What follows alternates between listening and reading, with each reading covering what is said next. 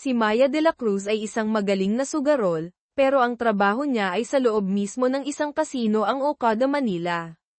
Ang misyon niya, hulihin ang mga mandaraya. Gamit ang kanyang pambihirang paningin, nakita niya ang isang magka-partner na nagkukutsabahan may microchip sa ilalim ng baso ng cocktail ng babae. Sa di kalayuan, isang lalaki naman ang nagtatago ng baraha sa manggas ng kanyang barong. Kada may mahuhuli si Maya, sikreto siyang magre-report sa radyo, at agad na, ia-assist, palabas ng security ang mga nahuli. May kakaibang kakayahan si Maya, supervision. Hindi lang niya klarong nakikita ang mga bagay hanggang 30 kilometro ang layo, kundi pati ang bawat pore sa mukha ng kaharap niya. Bigla, napansin niya ang isang lalaking naka-bomber jacket na dinudukutan ng chips ang katabing player. Akmang kikilos na si Maya nang may lumapit na isang lalaking nakaputing suit, umupo sa tabi ng magnanakaw, at nakipag-usap dito na parang magkakilala. Alam na ni Maya kasabwat. Agad niyang tinawagan ang security. Para patagilin, lumapit siya, umakbay sa dalawa, at kunwari nakipagkwentuhan. Doon niya namukan ang magnanakaw si Benjo pala, wanted ng Philippine National Police, PNP, na may patong na 500,000 piso sa ulo. Agad niyang sinenyasan ang security na dalhin ang dalawa sa isang private room. Habang inoobserbahan, napansin niyang peke ang balbas at buhok ng lalaking nakasot. Halatang hindi rin ito basta-basta. Lumabas si Maya, nilock ang pinto, at hindi mapigil ang mapangiti habang iniisip ang perang matatanggap niya. Lingid sa kaalaman ni Maya, ang lalaking nakaputing suit ay si Miguelito, Migs, Romualdez III, ang pinakabata at pinakamakapangyarihang chairman sa mundo ng negosyo sa Pilipinas. Nagpanggap siyang palaboy para hanapin si Benjo. Kailangan niyang malaman kung nasaan ang ninakaw nitong kwintas, ang luha ng diwata ng dagat. Regalo iyon ng ama ni Mig sa kanyang ina 20 taon na ang nakalilipas. Ilang sandali matapos isuot ang kwintas, brutal na pinaslang ang kanyang ina. Hindi nahuli ang salarin, at nawala ang kwintas. Kamakailan lang, bigla itong lumitaw sa isang private auction sa Grand Ballroom ng Makati Diamond Residences. Nag-disguise si Migs at pumasok sa auction para imbestigahan kung sino ang nagbebenta, pero nahuli siya ng security. Tinanggal ni Migs ang disguise at madaling pinatumba ang mga gwardya gamit ang martial arts chairman man, hindi nawala ang galing niya sa pakikipaglaban. Pumasok siya sa records room, hinalughog ang mga computer at files, pero walang makitang impormasyon tungkol sa nagbenta ng kwintas. May narinig siyang papalapit na yabag kaya't nagtago siya sa likod ng cabinet. Sa kamalasan, isang cute na askal, Philippine mixed breed dog, ang nakadiskubre sa kanya. Parang may charm siya sa mga aso dahil hindi siya tinigilan nito. Napilitan siyang lumabas at tinanong ang babaeng may-ari ng aso tungkol sa nagbenta ng kwintas. Nag-alala ang babae, kinarga ang aso, at kunwari makikipagtulungan, pero palihim na kinuha ang baril sa drawer, itinutok kay Migs, at kinalabit ang gatilyo. Buti na lang, na-detect na ni Migs ang baril kanina pa at naalis na niya ang mga bala. Habang tinitingnan ang askals na naglalambing sa kanya at ang makahulugang tingin ng babae, naramdaman ni Migs na nasa tamang landas siya. Pagdating ng mga tauhan ng babae, nakita nilang nakatali sa upuan ang kanilang boss. Tumakbo si Migs palabas ng building, pero nawawala ang kanyang armored SUV. Dahil hinahabol na siya ng security, wala siyang choice kundi hiramin ang isang pink na e-bike na nakaparada sa tabi ng kalsada. Dahil dito, may isa pang humabol sa kanya si Maya. Paborito niya ang e-bike na iyon, kahit 5 kilometro lang ang tinatakbo nito. Ginamit ni Migs ang bilis at liksi para sumingit sa siksik ang trapiko ng Maynila at matakasin si Maya. Pinuntahan niya si Andres, Dre, Bonifacio, ang best friend niyang abogado at master hacker. Mabilis na na-trace ni Dre ang nagbenta ng kwintas gamit ang impormasyon mula sa kwintas ng Askals, marahil may tracker o engraving. Kailangang makausap ni Mig si Benjo tungkol sa pinanggalingan ng kwintas bago ito mahuli ng pulis. Pero may kondisyon si Benjo, itakas muna siya bago siya magsasalita. Tinawagan ni Mig si Dre para simulan ang plan B samantala, nasa labas ng kwarto si Maya, handa nang tawagan si SGT, Alvarez sa malapit na presinto. Bigla niyang nakita ang isang lalaking nagwawala sa likod ng poste, parang binubugbog. Tumakbo si Maya para tumulong, pero wala namang ibang tao doon. Ang lalaki, si Dre pala, ay parang nakakita ng multo, at biglang nag-seizure sa sahig. Drama lang pala iyon ni Dre para ma-distract si Maya at makatakas sina Migs at Benjo. Nagkunwaring hinimatay si Dre. Sinampal-sampal siya ni Maya para magising. Hindi na kinaya ni Dre, kaya, nagising, siya. Nagsalita ng kung ano-anong walang kwenta, at tumakbo palayo, iniwan si Mayang tulala. Doon lang nag-sink in kay Maya na nakawala na ang kanyang 500,000 piso. Ginamit niya ang kanyang supervision, nascan ang hallway, at natano ang dalawa sa dulo. Agad niyang niradyo ang security. Hinaranggan ang lahat ng exit. Na-corner sina Migs at Benjo sa rooftop, kung saan medyo mahina ang bantay. Biglang hinagis ni Mig si Benjo sa sahig. Sa sakit, umamin din si Benjo, ninakaw niya ang kwintas sa bahay ng sikat na artistang si Katrina Velasco. Sakto namang dumating si Maya at ang mga security. Hinawakan ni Mig si Benjo sa kwelyo, dinala sa gilid ng rooftop, at nagbantang tatalon. Natakot ng husto si Benjo, nagmakaawa. Nakitang walang kwenta si Benjo, si Migs na mismo ang tumalon. Napasigaw sa takot si Maya at ang mga security. Pero pagtingin nila sa baba, ligtas na lumapag si Mig sa isang nag-aabang na truck ng basura at nawala sa dilim ng Maynila. Pagka-out sa trabaho, nakipagkita si Maya sa best friend niyang si Isabel, Reyes sa isang coffee shop. Naglabas siya ng sama ng loob tungkol sa nawalang 500,000 piso, nakatakas ang isang magnanakaw, at inagaw pa ng security head ang credit sa pagkakahuli sa isa. Habang kino-comfort siya ni Isa, biglang nakita ni Maya ang pamilyar niyang pink na helmet na suot ng isang rider na dumaan. Naibalik na pala ang e-bike, gawa siguro ni Dre, pero wala na ang helmet. Biglang naalala ni Maya, ang lalaking tumalon sa building ang kumuha ng e-bike niya. At ang driver ng truck ng basura ang malamang na may suot ng helmet. Ibig sabihin, nasa truck ng basura si Benjo. Desidido siyang mabawi ang 500,000 piso niya. Walang sabi-sabi, sumakay si Maya sa motor niya at humarurot. Gamit ang mata niyang kasing talas ng agila, klaro niyang nakita ang plate number ng truck. Umakyat siya sa pinakamataas na building sa lugar, tinanaw ang buong syudad, at mabilis na nalocate ang truck. Maya-maya, nakita niya si Migs, nakaitim na ngayon, na pumapasok sa isang mamahaling condo unit sa Rockwell Center. Agad tumawag si Maya sa pulis. Nakatutok ang mga mata niya kay Mig sa bintana ng unit, at nanlaki ang mga ito nang makita ang malaking bahid ng dugo sa kama. Pagpasok ni Mig sa bahay ni Katrina Velasco, nalaman niyang may naganap na murder. Akman na siyang aalis nang dumating ang mga pulis. Siya ang naging numero 1 sospek. Swerte niya, dahil kara-rating lang niya at walang direktang ebidensya, pinakawalan siya pero pinagbawalan umalis ng bansa at kailangang makipagtulungan sa investigasyon.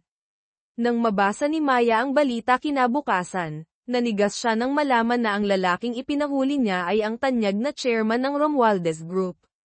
Nagsisi siya at natakot na baka mapahamak.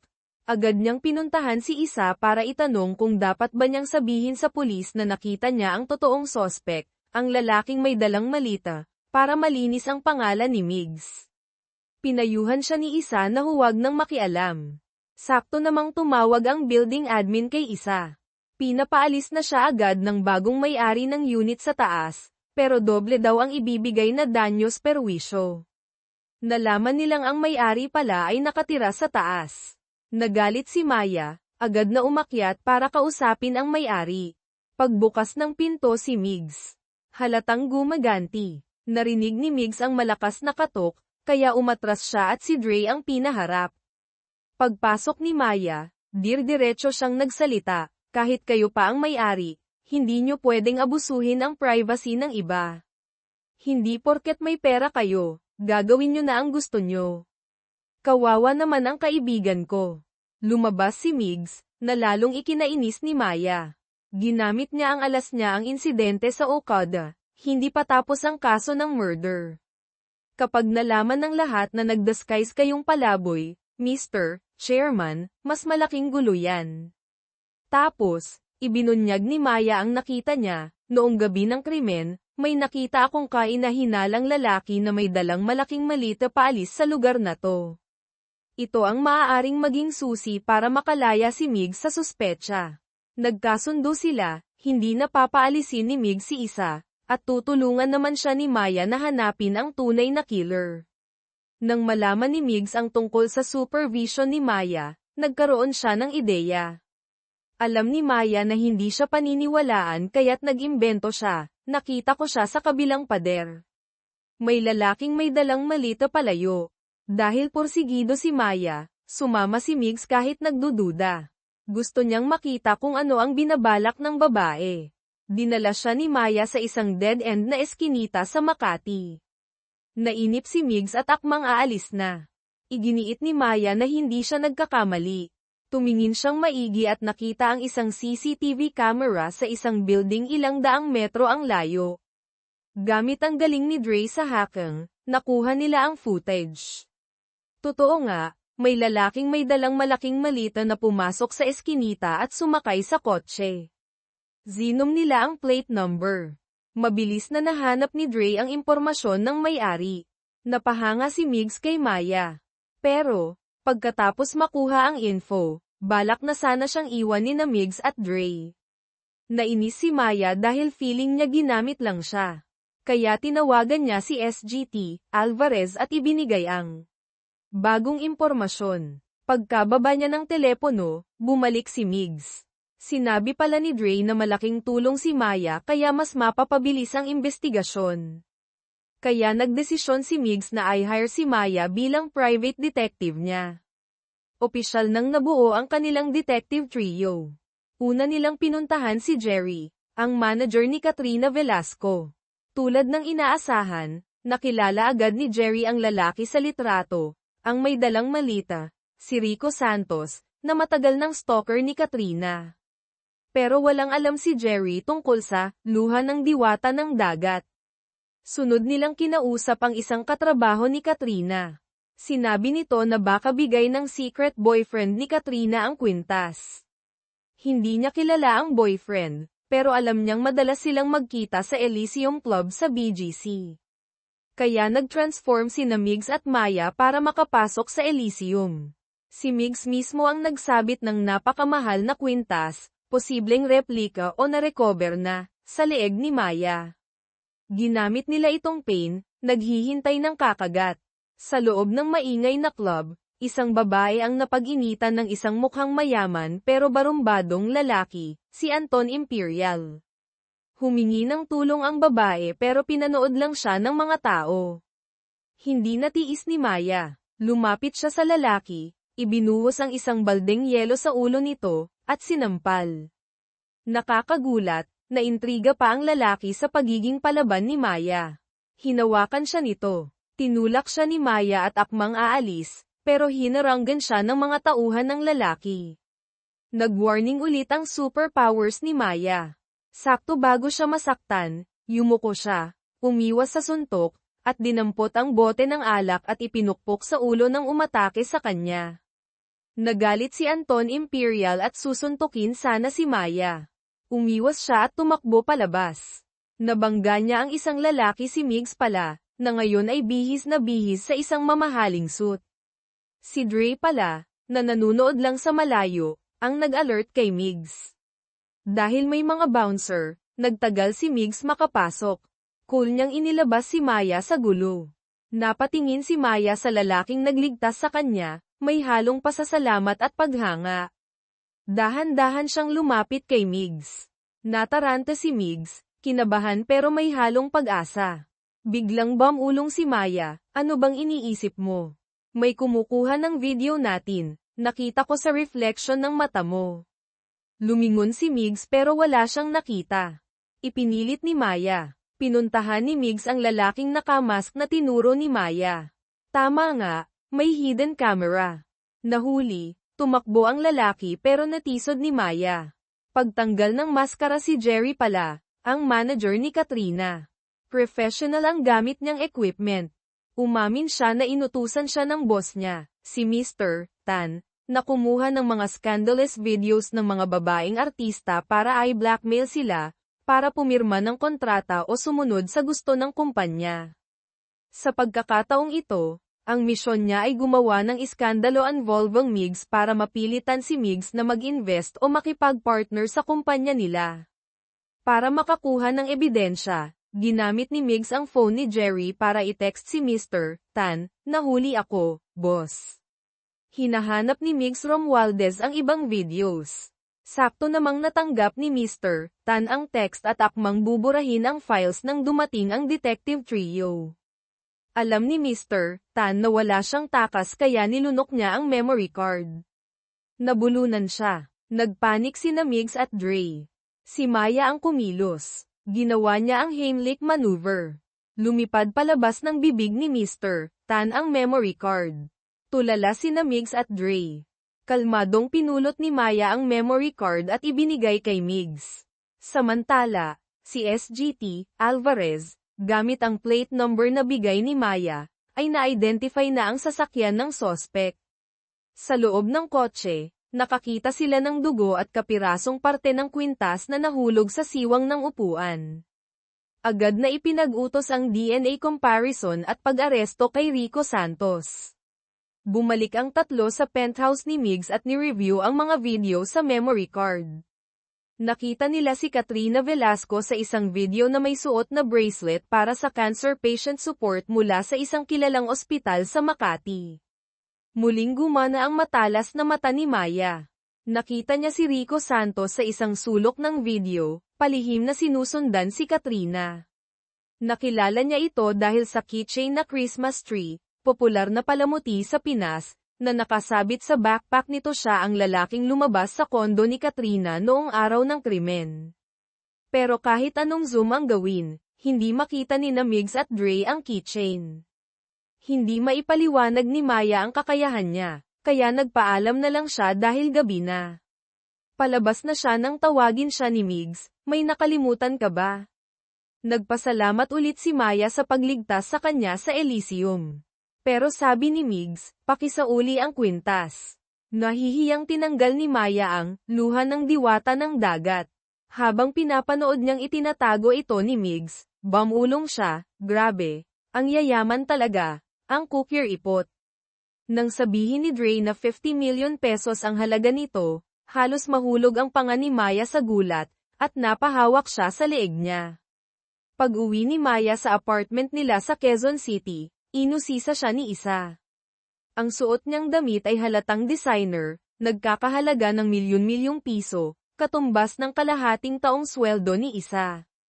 "Saan ka ba nagraraket, Maya?" tanong ni Isa. Ngumiti lang si Maya ng misteryoso. "Isa, nagkaroon ako ng pinakaastig na trabaho sa buong buhay ko ngayong araw. Ang adventure ng babaeng may mata ng agila at ng bilyonaryong chairman ay nagsisimula pa lamang." Kinabukasan, matapos maproseso ang litrato, malinaw nang nakita ni Migs at Dre ang Christmas tree keychain sa backpack ni Rico Santos. Dito nila napagtanto na totoo lahat ng sinabi ni Maya. Mayroon nga siyang Thousand Mile Eyes, isang pambihirang kakayahan sa paningin. Para makasigurado, umakyat si Migs sa rooftop ng Romualdez Tower, tinawagan si Maya, at sinabing may sorpresa siya. Pinatingin niya si Maya sa tuktok ng building nila. Nang tanggalin ni Maya ang kanyang salamin at tumutok sa malayong gusali, nanlaki ang mga mata niya sa gulat. Isang malaking digital sign ang nakasulat, "Maya, alam ko ang sikreto mo." Alam na ni Migs. Para subukan pa ang reaksyon niya, nagpanggap si Migs na nawalan ng balanse at sumigaw na parang mahuhulog.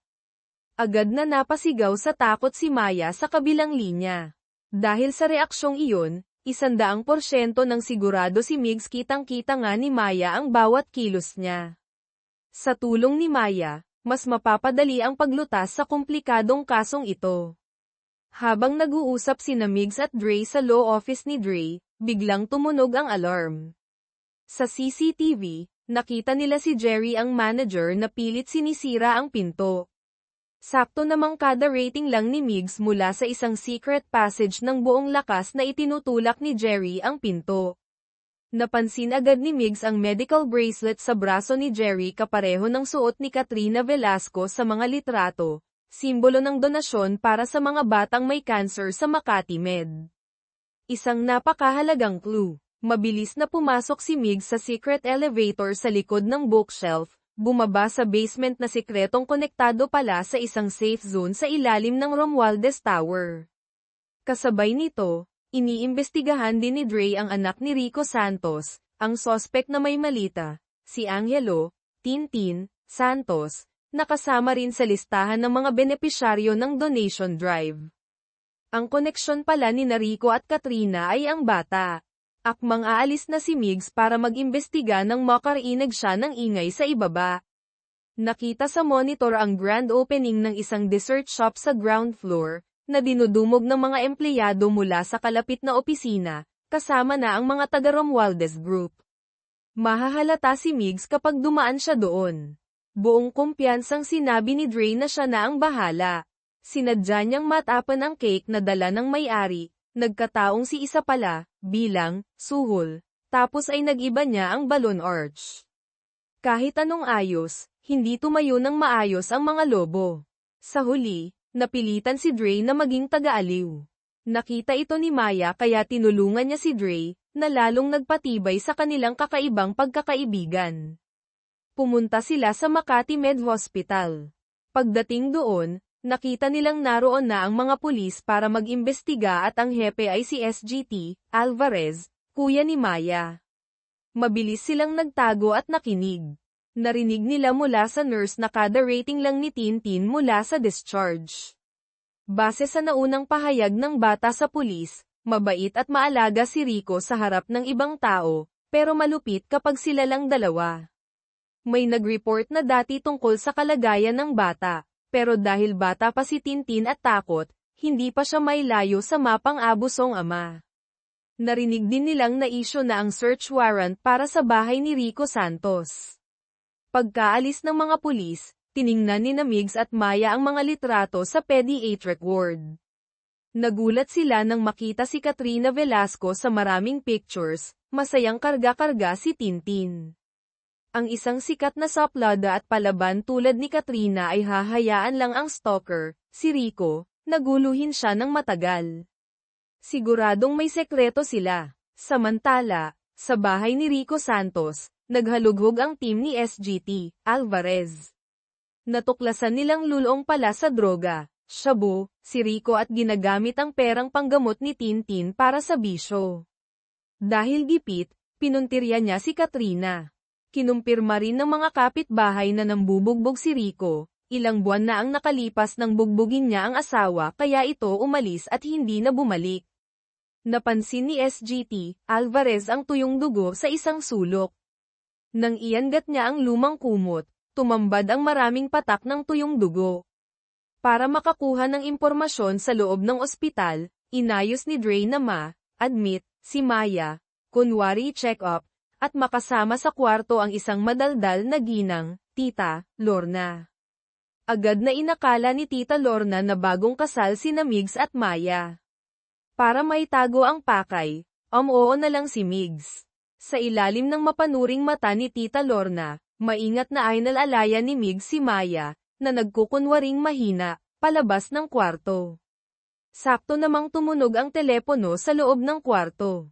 Si isa pala. Nang malaman niyang nasa ospital si Maya, natarante siya at agad na sumakay ng taxi papunta doon. Si Maya naman ay abala sa pagkuha ng impormasyon sa mga nurse, hindi alam na sa mata ni Tita Lorna, isa ng masamang lalaki at babero, si Migs dahil iniiwan ang may sakit na asawa. Nilapitan ni Migs ang head nurse ng pediatric ward. Diretsahan niyang tinanong, noong gabi ng June 8, gabi ng krimen, naka-duty ka ba? Natigilan sandali ang head nurse, saka kinuha ang schedule at kinumpirmang naka-duty siya.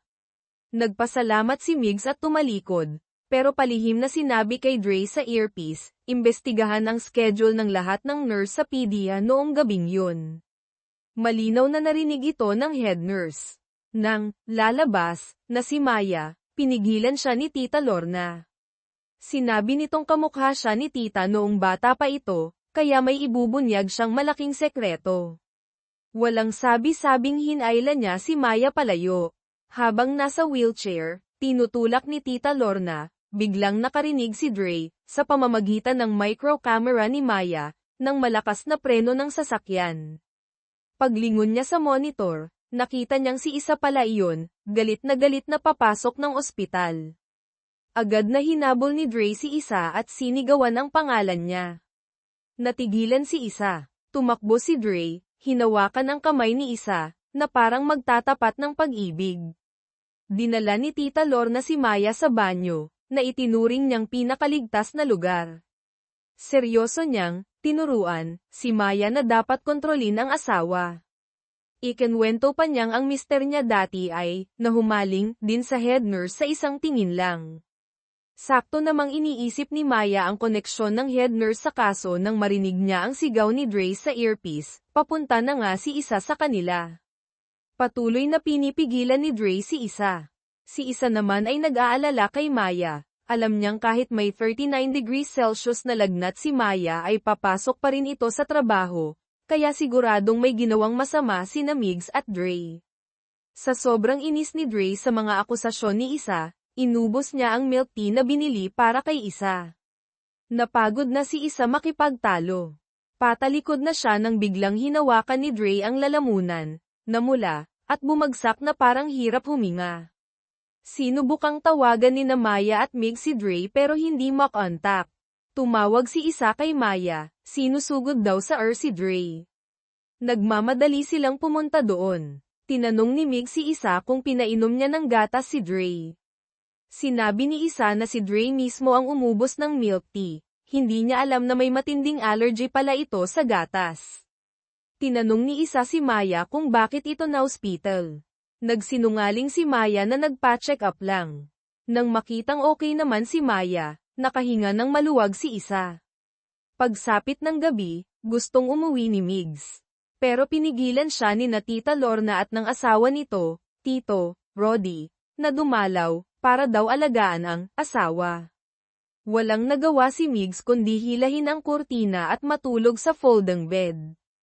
Kinabukasan, hinawi ni Tita Lorna ang kurtina at tumambad ang nakakakilabot na eksena. Si Migs ay naguunat sa malambot na kama ng ospital, nagrereklamong masakit ang likod dahil matigas daw ang kama, habang ang may sakit na si Maya ay natutulog sa maliit na folding bed. Galit na pinangaralan ni Tita Lorna si Migs. Agad na gin-icing ni Migs si Maya. Si Tito Roddy naman ay kumampi kay Maya. Tinulungan ni Migs si Maya. Dala ni Tito Roddy ang almusal, halatang dismayado kay Migs. Naging mas matalino na si Migs, ginaya si Tito Roddy, inilapag ang maliit na mesa, at inihanda ang pagkain ni Maya. Patuloy na nagrereklamo si Tita Lorna. Knocky-ride si Maya, umarte na parang api-apihang asawa. Tulad ng inaasahan, inutusan ni Tito Roddy si Migs na subuan si Maya. Napilitan si Migs. Nagpakyot pa si Maya, humingi ng kaldereta. Napasimangot si Migs, sumulyap kay Tito Roddy na masama ang tingin, at napilitang subuan si Maya ng baka. Pagkalabas nila ng kwarto matapos mag-almusal, natigilan si Migs nang makita si Jerry na nagmamasid sa hallway. Nang makita ni Jerry na nakita siya ni Migs, natakot itong tumalikod at tumakbo. Pero porsigido si Jerry, kahit pilay pa, hinabol niya si Migs. Nang makita ni Migs si Maya, para siyang nakakita ng anghel. Tumakbo siya papalapit kay Maya. Naguguluhan pa si Maya nang bigla siyang takpan ni Migs sa bibig at hilahin patago sa isang sulok. Nakalusot sila kay Jerry. Pinag-usapan nilang tatlo ang mga clue. Base sa kwento ni Tita Lorna at saka inahinalang kilos ng head nurse, nagsinungaling tungkol sa duty, siya na ang pangunahing sospek. Pero, nang mag-imbestiga pa si Dre, nalaman niyang part-time Latin dance instructor din pala ang head nurse. Noong gabi ng krimen, may klase siya. Ibig sabihin, may alibay siya. Habang hindi nila alam ang gagawin, napansin ni Maya ang ballpen ng isang batang nurse intern. May palamuti itong Christmas tree kapareho ng keychain sa backpack ni Rico at ng ballpen na madalas gamitin ng head nurse. Nang tanungin, sinabi ng intern na sa head nurse nga ang ballpen, hiniram lang niya. Tinanong ulit ni Maya ang tungkol sa June 8. Naalala ng intern na parang umuwi ng mas maaga ng 2 oras ang head nurse noon. Malinaw na nagsinungaling ang head nurse. May sapat siyang oras para pumunta sa crime scene. Na-realize nilang nagkamali sila ng direksyon. Ang tunay na sospek ay ang head nurse. Kasabay nito, natapos na ring suriin ni Dre ang kotse ng head nurse. Ang malaking malita na ginamit ni Rico Santos sa pag-stage ng krimen ay natagpuan sa compartment. Ang GPS history ng kotse ay nagpapakita ng isang address sa labas ng Maynila na madalas puntahan. Nagpalit na ng damit ang head nurse, handa nang umuwi. Bago umalis, tumawag siya sa telepono, maingat ang pananalita. Gamit ang kakayahan ni Maya, nabasa niya ang labi nito at na-memorize ang numero. Pagkaalis ng head nurse, palihim nilang tinawagan ang numero. Isang pamilyar na boses ng babae ang sumagot sa voicemail. Nanlaki ang mata ni Migs at mabilis na ibinaba ang tawag. Boses iyon ni Katrina Velasco. Sakto namang bumalik ang head nurse dahil may naiwan. Nang makita sila, nagbago ang itsura nito, tumalikod, at tumakbo. Hinabol nila ito. Nagkaroon ng habulan sa loob ng mataong ospital. Dahil hindi sila pamilyar sa lugar, nawala nila ito.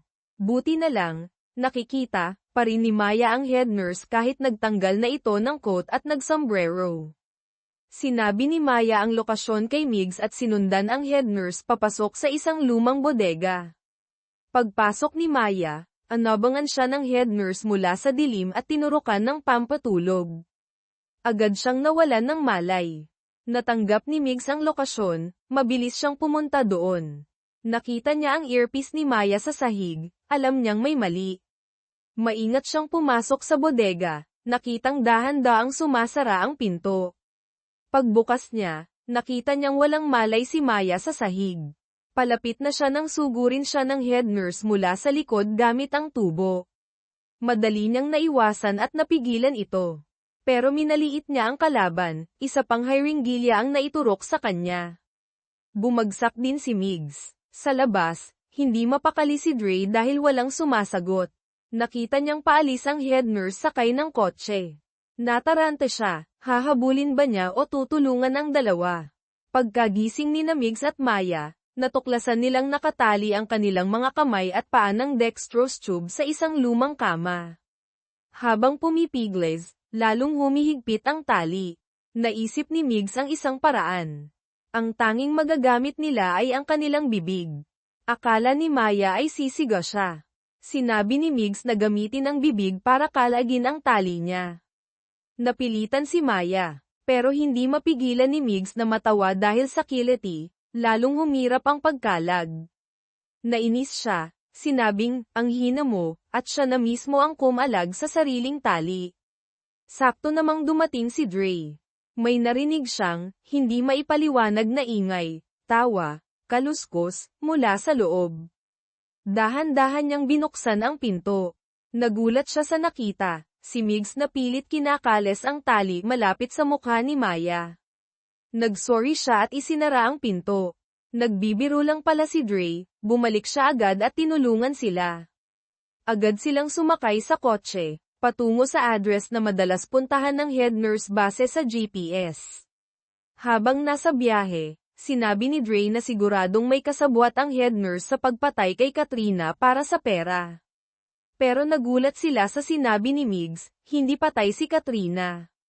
Ikinwento niya ang pagkakarinig sa boses nito sa telepono kanina. Sakto namang may isang puting kotse na humarurot papalapit at ginigit-git sila. Mabilis na umiwas si Migs. Muntik na silang magbanggaan. Sigaw ni Dre, baliw ka ba? Walang imik na bumaba si Migs. Kotse pala iyon ng head nurse. Binuksan niya ang pinto sa likod. Naroon si Katrina Velasco, mukhang pagod pero buhay. Mas komplikado pala ang kwento. Nabuntis si Katrina ng isang mayaman ngunit malupit na tycoon matapos maloko. Handa niyang talikuran ang career para sa anak. Pero pinarusahan siya ng tycoon, sinuhulan nito ang head nurse para sabihing namatay ang sanggol pagkapanganak. Sa loob ng 7 taon, nagdusa si Katrina, nag-volunteer sa ospital, malapit pala sa anak. Isang araw, nakaramdam siya ng kakaibang koneksyon kay Tintin. Nabisto rin ang kasinungalingan ng head nurse. Nalaman niyang niloko siya ng 7 taon. Nakita niya ang mga pasa sa katawan ng anak gawa ng ama-amahang si Rico. Nanumpa siyang pagbabayaran sina Rico at ang tycoon. Ninakaw niya ang luha ng diwata sa tycoon, akala niya'y hawak na niya ito sa leeg. Pero ninakaw ito ni Benjo pagkaraan ng ilang araw. Akala ni Katrina ay nabawi na ito ng tycoon kaya hindi siya nag-report. Kinabukasan, muntik na siyang tamaan ng bumagsak na ilaw. Naisip niyang iba ang nagnakaw at gusto siyang patahimikin. Kapag nalaman ng tycoon na nawala ang kwintas at nahanap pa niya ang anak, hindi siya patatawarin nito. Kaya, sa tulong ng head nurse, itinayo niya ang eksenang pinatay siya, ninakaw ang kotse ni Rico, nagkalat ng dugo sa bahay niya, gumamit ng malita para magmukhang dinukot siya. 2 ibon sa isang bato, makatakas sa tycoon at may diin si Rico. Pero hindi niya inaasahan si Migs. Nakita agad ni Migs na hindi natural ang mga talsik ng dugo, hinala niyang may nag-stage nito. Ang dahilan kung bakit porsigido si Migs ay para mahanap si Katrina at tanungin tungkol sa pinanggalingan ng kwintas, ang tanging clue sa pagkamatay ng ina niya 20 taon na ang nakalilipas. Nakiusap si Katrina kay Migs na paalisin muna siya. Kailangan operahan ang anak niya sa ibang bansa. Pagkatapos, sasabihin niya ang lahat. Kapag na-delay pa tayo, aalis na ang eroplano. Kapag hindi kami nakasakay, hindi na maabyutan ng anak ko ang operasyon. Nakita ni Maya si Tintin, mapatla pero matapang. Naawa siya. Hinayla niya si Migs, hayaan na natin sila. Pero ang kwintas ay konektado sa pumatay sa ina niya. Hindi sisuko si Migs. Sakto namang may narinig silang sirena ng pulis. Nataranta sina Katrina at ang head nurse, akmang tatakas. Si Dre pala ay pinatulog na rin ng head nurse kanina pa. Habang hinihintay magising si Dre, tinitigan ni Migs ang mga abstract painting sa dingding ng private clinic kung nasaan sila. Pagkagising ni Dre, inutusan siya ni Migs na i-track ang kotse na gagamitin ni Katrina sa pagtakas, palihim pala nilang nakabitan ng tracker si Katrina o ang head nurse. Sinundan nila ang tracker papunta sa isa pang maliit na pribadong ospital. Mapatla si Tintin pero pinipilit na okay lang siya at gusto nang sumakay ng eroplano. Minamadali rin sila ng head nurse. Pumasok sina Migs, Maya, at Dre. Halos masiraan ng loob si Katrina. Kailangan mo ba talagang gawin to, Romualdez? Tanong niya. Malamig na sagot ni Migs, kapag hindi ka tumupad sa usapan, hahanapin kita kahit saan ka magpunta. Sa kanya idinagdag, lamambat ang boses ng tumingin kay Tintin, kung para sa bata, may private helicopter ako. Makakarating tayo sa NAIA nang wala pang 1 oras. Nanlaki ang mata ni Katrina sa gulat. Mahinang nagpasalamat si Tintin kay Migs. Habang natutulala pa si Migs sa sandaling iyon, si Katrina Velasco, na kanina lang ay mukhang mahina, ay tahimik na bumalik, bumulong sa kanyang tenga, mag-ingat ka kay Kang Taejun. Tapos na ang misyon na hanapin si Katrina. Bago siya umalis kasama ang anak at ang head nurse, marahil sa ilalim ng sekretong pagbabantay ni Migs o ng International Police, pinapirma ni Migs si Maya ng isang non-disclosure agreement. Opisyal na rin siyang tanggol bilang pansamantalang detective. Pumirma si Maya at tumalikod nang hindi lumilingon. Akala ni na Migs at Dre ay galit ito. Pero sa totoo lang, sobrang sama ng loob at konsensya ni Maya dahil sa maling akala niya kay Migs. Inakala niyang isa siyang manyak na mayaman, pero lahat pala ng ginawa nito ay para imbestigahan ang pagkamatay ng kanyang ina. Pauwi na si Maya nang maalala niya ang mamahaling designer dress na pinasuot sa kanya ni Migs sa Elysium Club. Tapos na ang misyon, dapat na niyang isauli ito. Bumalik siya sa law office ni Dre. Hindi nakalak ang pinto. Gusto sana niyang hingin kay Dre ang susi ng kotse ni Migs para doon iwan ang damit, pero wala siyang nakita. Namangha siya sa pader na puno ng libro. Aksidenteng nahawakan niya ang isang libro, at bumukas ang isang secret door parang pelikula.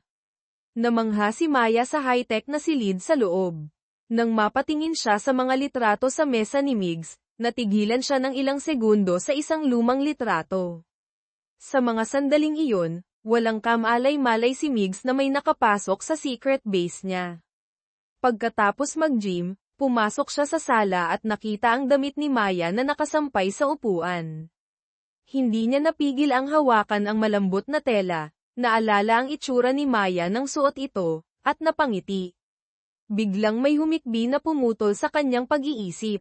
Nakita ni Maya na nahuli siya, wala siyang nagawa kundi pumikit at lumabas. Swerte namang kada rating lang ni Dre, mabilis niyang hinubad ang kanyang jacket at ibinigay kay Migs para pantakip, marahil naka-gym clothes si Migs, na nagligtas sa nakakahiyang sitwasyon. Nang mahimasmasan, mahigpit na binalaan ni Migs si Maya na huwag ipagsasabi kahit kanino ang tungkol sa lugar na iyon. Sunod-sunod na tumango si Maya, mabilis na kinuha ang damit, at umalis. Tinukso ni Dre si Migs, "Nako, alam na niya lahat ng sekreto mo, pati na ang katawan mo." Pagbalik sa tinutuluyan niyang kwarto, naalala ni Maya ang painting na nakita niya sa secret base ni Migs. Agad niyang pinadala ang litratong kuha niya, palihim niyang kinunan, sa kuya niyang si SGT, Alvarez. Dahil sa painting, nalutas ng pulisya ang isa pang murder case na matagal nang hindi neresolba. Nakilala nila ang lugar sa painting, isang liblib na lugar malapit sa Tagaytay. Hindi nagtagal, nahukay nila ang bangkay ng isang babae na nakabalot sa kumot sa eksaktong lokasyon ang nawawalang asawa pala ni Rico Santos. Dahil sa matibay na ebidensyang ito, si Rico Santos, na kanina lang ay matigas pa sa pagtanggi sa pang-aabuso kay Tintin, ay wala nang masabi. Hindi lang siya child abuser, kundi isang wife killer pa. Nang gabing iyon, hindi makatulog si Maya. Ang imahe ng babae sa lumang litrato sa base ni Migs ay paulit-ulit na bumabalik sa isip niya.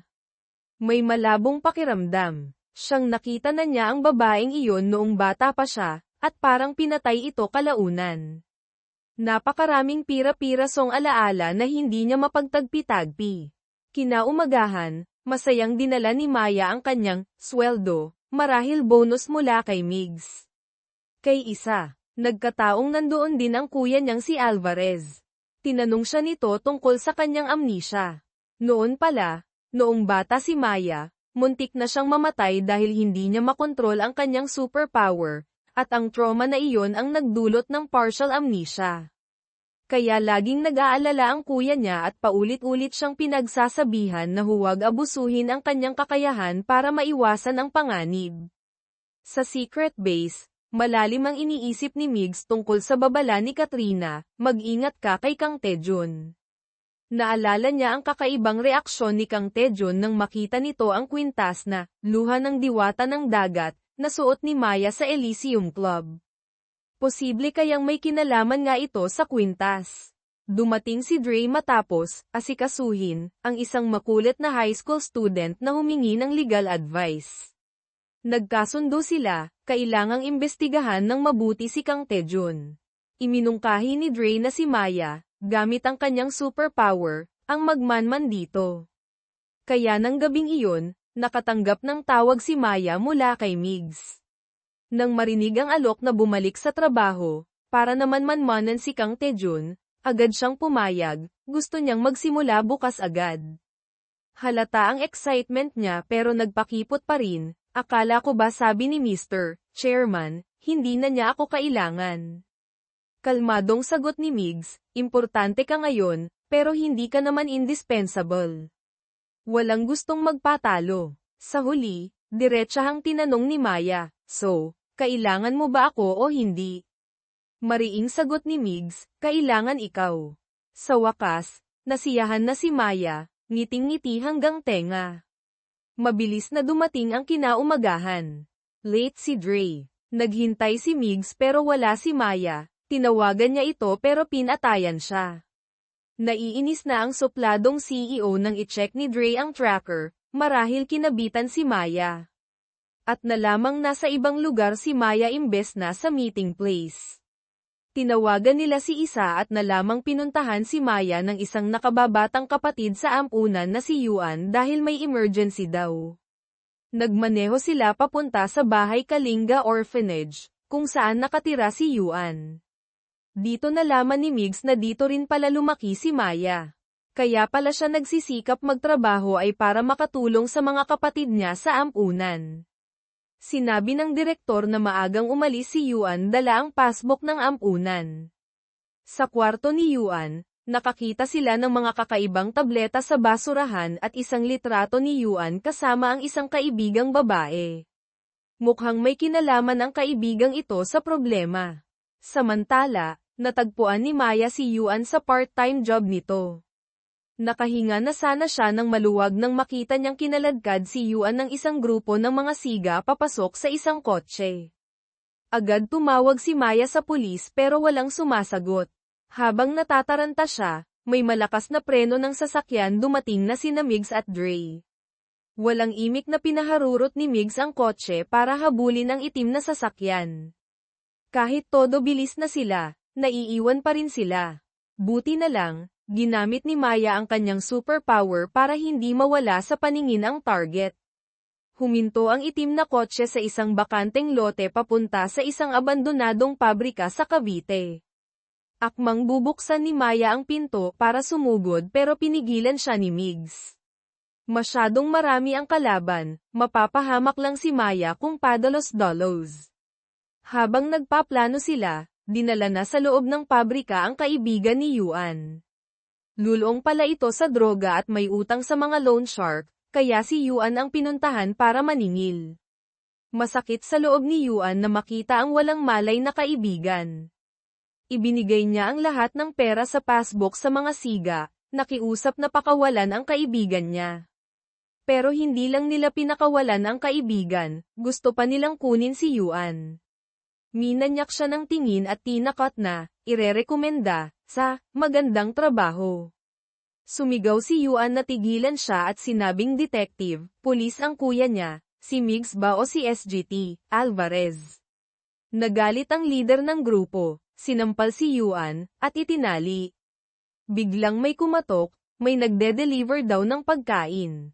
Walang umorder sa kanila. Pinilit ng taga-deliver na tama ang address. Nag-aalangang binuksan ng dalawang siga ang pinto, nakita nila si Migs na naka-helmet ng delivery rider. Mabilis na sumenya si Migs kay Maya at sumugod papasok. Gulat pa ang mga siga sa hawak na pagkain nang mabilis silang pinatumba ni Migs. Naghagis siya ng smoke bomb mula sa bag. Sa gitna ng usok, mabilis niyang pinagsusuntok ang mga siga. Pumasok si Maya sa likurang pinto para iligtas si Yuan. Habang tinutulungan nila ang kaibigan ni Yuan, biglang sumulpot ang isang siga na natira at banihag si Yuan. Napilitang sumuko si Migs. Malamig siyang nagbigay ng senadoryas kay Maya gamit ang mata. Muli, magkatali sina Migs at Maya. Pinagtawanan ng mga siga si Yuan na ulila lang daw, walang maghahanap kahit mawala. Hindi nila alam kung gaano kalaking gulo ang pinasok nila. Binalaan sila ni Migs, pakawalan nyo kami ngayon, hindi pa huli para sumuko. May potensyal kayo, bakit bata ang kinikidnap nyo? Nainis ang leader sa pang-iinsulto, sinuntok niya si Migs sa tiyan. Napangisi si Migs, hindi makapaniwalang ang isang chairman ay binubugbog ng mga hamak na siga. Akmang susuntukin ulit siya nang biglang tumunog ang malakas na sirena. Bumukas ang pinto ng bodega. Pumasok si Dre na naka-Special Forces uniform, costume lang yata, May hawak na submachine gun, laruan, at sumigaw. Natakot ang mga siga, nagsitakbuhan, pero tinangay pa rin sina Yuan at ang kaibigan nito. Bago umalis, sinipa pa ng leader si Dre. Humugat ng lakas si Dre at sumigaw, "Huwag gagalaw." Pero nang tumingin siya, sina Migs at Maya na lang ang natira. Nalaman ng mga siga sa labas na naloko sila, minura nila ang tatlo. Paglabas nilang tatlo, nakaalis na ang itim na kotse. Nakuha pa ng leader ang susi ng kotse ni Dre. Halos masiraan ng loob si Maya na makitang natangay ang kapatid niya. Tumakbo siya para humabol. Sumunod si Migs dahil nag-aalala siya. Nakalimutan nila ang alas ni Dre. Umakyat si Maya sa kalapit na burol, ginamit ang buong lakas ng kanyang superpower para hanapin ang itim na kotse. 10 segundo lang niya kayang panatilihin ito dahil sa tindi ng paggamit. Sumasakit na ang ulo niya na parang banibiyak, pero pinilit niyang makita ang plate number. Sakto bago siya mawalan ng malay sa pagod, sinalo siya ni Migs, pinrotektahan ang ulo niya. Bago siya himatayin, muling nag-flashback ang kakaibang panaginip niya. Dahil sa plate number na nakuha ni Maya at marahil sa tracker ni Dre, mabilis na natunton ng pulisya ang lungga ng mga kidnapper. Nailigtas sina Yuan at ang kaibigan nito, parehong takot at may mga pasa pero ligtas. Mananagot sa batas ang mga siga. Nagpapagaling si Maya sa ospital, hindi makatulog. Naalala niya ang mga imaheng nakita niya bago mahimatay. Akala niya panaginip lang, pero bakit paulit-ulit? Ligtas na ang kapatid niya. Ngayon, oras nang bumalik sa misyon, ang kwintas ng ina ni Migs. Pinatay ito matapos isuot ang kwintas. Nawala ito ng 20 taon, ngayon ay lumitaw muli. Kapag nasundan nila ang trail nito, mahahanap nila ang pumatay noon. Kaya kinaumagahan, propesyonal na bihis si Maya. Inayos ni Migs na makapasok siya bilang pansamantalang sekretarya ni Kang Taejun. Naghihinala si Migs kung bakit nasa safe ni Kang Taejun ang kwintas, marahil bagong impormasyong nakuha ni Migs. Naghahanap din si Kang Taejun ng babaeng may suot ng kwintas noong gabi sa Elysium, si Maya, pero, the most dangerous place is the safest place. Lasing din si Kang Taejun noon kaya hindi nito namukan si Maya. Kumpiyansa si Migs na hindi siya makikilala. Nahanap ni Maya ang perpektong pwesto sa opisina ni Kang Taejun para ikabit ang micro-camera. Sakto namang pumasok si Kang Taejun. Nagpakilala si Maya bilang bagong sekretarya, sinabing magpahinga lang ito at siya na ang bahala. Pinigilan siya ni Kang Taejun. Kinabahan si Maya na baka nahuli siya, pero itinuro lang ni Kang Taejun ang basahang nalaglag niya, "Pulutin mo." Mabilis na pinulot ni Maya ang basahan at umalis. Nagawa niya ang misyon nang hindi nahahalata. Sakto namang tuwang-tuwa siya nang tumunog ang telepono sa mesa. May tumatawag na gustong makausap si Kang Taejun. Walang pag-aalinlangang sinabi ni Maya na ipapasa niya ang mensahe at ibinaba ang tawag. Ipinagmalaki pa niya sa sarili na bagay talaga siyang sekretarya. Biglang lumabas si Kang Taejun mula sa loob at sinigawan siya, "Baliw ka ba? Lahat na lang ng tawag sinasagot mo. Hindi mo ba alam kung sino ako?" Gulat si Maya sa pagsigaw nito, saka siya inabutan ng mga dokumento para sa isang biglaang meeting. Si Migs, na nanunood sa camera, ay napaisip habang pinapanood si Mayang nagmamadali. Sa meeting, natulog si Kang Taejun habang naka-sunglasses. Nang pumasok ang chairman, marahil ama niya o mataas na opisyal, tumayo ang lahat maliban sa kanya. Mabilis na lumapit si Maya, kunwari inaayos ang papeles para gisingin siya, at mabilisang minarkahan ng highlighter ang mga importanteng punto sa summary. Tiningnan ito ni Kang Taejun at nagsimulang magsalita tungkol sa ibang proyekto. Napatingin ang lahat sa kanya na parang tanga. Mabilis na ipinalit ni Maya ang tamang dokumento. Nagalit si Kang Taejun, "Ganito ka ba magtrabaho?" Mabilis na sumaklolo si Secretary Kim, sinabing siya ang nagbigay ng maling impormasyon. Si Migs, na naroon din pala sa meeting, ay pinagsabihan din si Kang Taejun sa pagiging irresponsible. Nahiya si Kang Taejun, gustong tanggalin si Maya, pero hinarang ni Secretary Kim. Dito napansin ni Migs na sinusunod ni Kang Taejun si Secretary Kim. Gusto niyang malaman kung bakit. Agad niyang tinawagan si Dre para lagyan ng listening device at tracker ang kotse ni Kang Taejun. Pagsapit ng gabi, sinundan ni Migs ang signal papunta sa isang mamahaling bar, The Blind Tiger Speakeasy. Sinuhulan niya ang waiter para ilagay ang microbug sa ilalim ng platito ng pulutan ni Kang Taejun.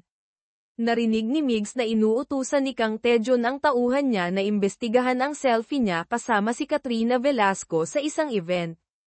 May nakita daw siyang kakaibang anino sa background ng litrato. Kahit malabo, sapat na ito para maghinala si Kang Taejun. Aalis na sana si Migs nang harangin siya ng isang babae. Dahil dito, nagkasalubong sila ni Kang Taejun na kalalabas lang ng CR. Naghihinalang tiningnan siya ni Kang Taejun, tinanong kung sinusundan ba siya.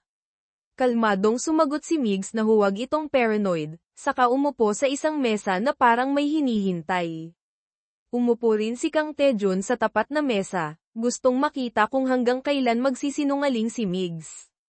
Hindi na makapaghintay si Migs. Tinawagan niya ang kanyang sekretarya, Plan B ni Dre. Agad na may sumagot na boses ng babae mula sa entrance ng bar. Nagulat sina Migs at Kang Taejun, nakita nila ang isang grupo ng magagandang sekretarya na kamakaway kay Migs. Mabilis na kumaway pabalik si Migs. Gulat si Kang Taejun, hindi niya akalaing may totoong kamiting si Migs, at isang grupo pa ng sekretarya. Ang mga sekretarya naman ay tuwang-tuwa na sina Chairman Romualdez at Director Kang ay naroon sa kanilang welcome party. Hindi nagtagal, ang welcome party ay naging fan meeting. Naroon din si Secretary Kim. Nakita ni Migs na kasama rin si Maya sa grupo. Palihim niyang tinext si Maya na umalis na. Pero nakita siya ni Kang Taejun, marahil naalala na ang bagong sekretarya, hinayla siya nito at pinainom. Walang nagawa si Maya kundi uminom ng uminom. Nagsimula ng malasing ang lahat at magsalita ng kung ano-ano.